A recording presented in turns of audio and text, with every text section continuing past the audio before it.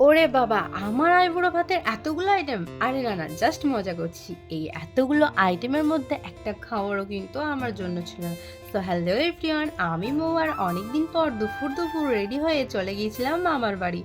১ম এ গিয়েই কিন্তু দুপুরের খাবারটা সেরে নিচ্ছিলাম। দুপুরের মেনুতে ছিল কিন্তু অনেক রকম আইটেম।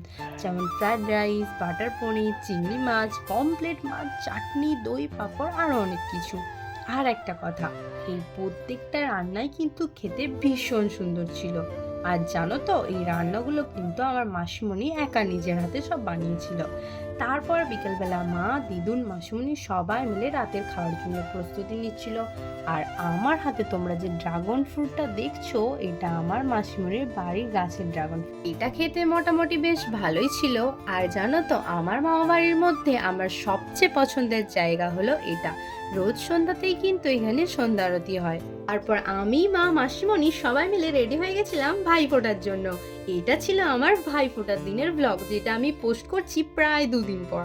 আর এই খাবারগুলো ছিল আমার মামা আর ভাইদের জন্য।